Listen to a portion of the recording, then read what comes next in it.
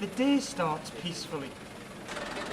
Young and old block a dirt track road high in the hills of Runruno, a tiny village in the Philippines. They say this bulldozer has divided families and brought fear to their lives. Some blame it for causing a flash flood that killed 17 people. But the local sheriff makes it clear this sit-down protest will not last very long. Allow the machineries, the equipment of MTL Corporation to pass through.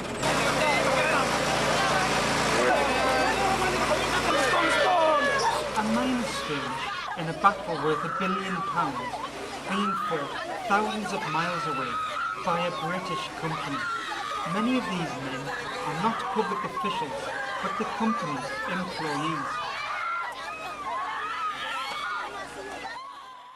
The province of Nueva Vizcaya is home to mostly rural communities, still carving a living from the land by hand. And Runruno itself is pretty remote.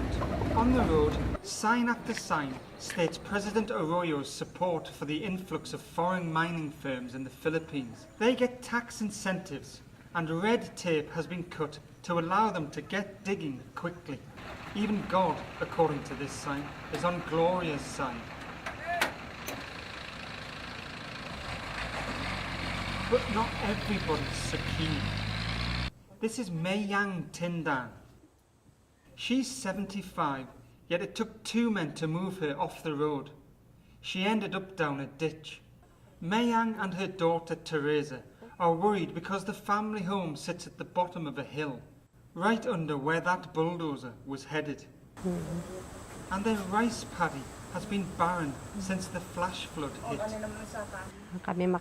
We are afraid because when the rain comes, the hill could give way. We worry our house could be washed away at any time. It keeps us awake at night.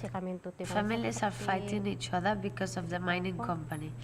What will they leave behind when they go? These people have good reason to be nervous. In October 2006, Typhoon Payeng hit nearby and a massive mudslide followed. 17 people died that night, and Lucas Albion lost more than most. I didn't know the typhoon was coming. That night it was hardly raining. Then I could hear the river roaring because of the strong water.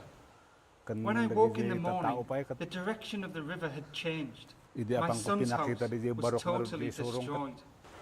Lucas's son, daughter-in-law and 4 granddaughters were all washed away while they lay in their beds. They found the body of one of the little girls 30 kilometres downstream. Lucas has been a rice farmer here for over 40 years.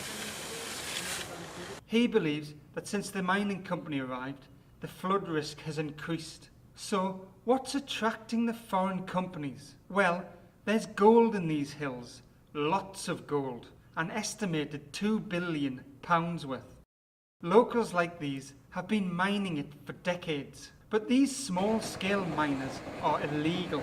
Only a British company, MTL Philippines, has the government permit. This is a 200-metre deep exploration hole. The company has bored 146 of them.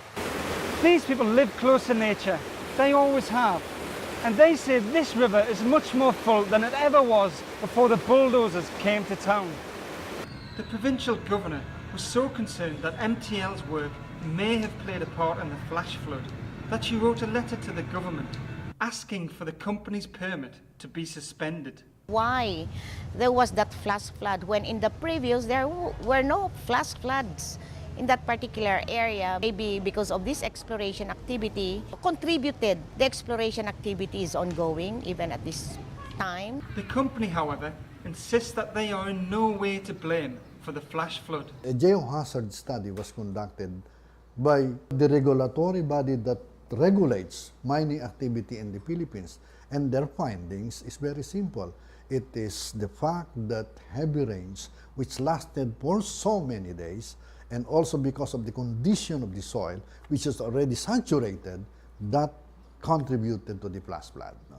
It is a natural occurrence. The company also insists they were not heavy-handed when they removed the locals from the road. We have to ask them to be removed from the place simply because we are a business company. And we wanted, of course, to protect the investment of our investors, especially those from London.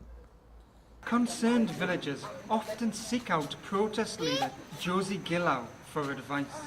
My heart is aching when they claim that they are 40 years in this area. They were born here, their grandparents died here, and then this mining company just come here with the DNR officers or some officials claiming that you are illegal occupants, then you have no right. Mrs. Gillow was arrested recently for, she says, speaking her mind at a public meeting. But the company insists it is a personal matter between her and a lawyer. Even if they put me in jail, if I'm on the right reason, then I'm happy. The company is still only exploring. A plan to open a huge open cast mine is still 2 years away. But even at this early stage, they've struck a rich vein of trouble with the locals along with the gold. And it seems the company could have more battles ahead when mining starts for real. Addison, More 4 News, Runruno, the Philippines.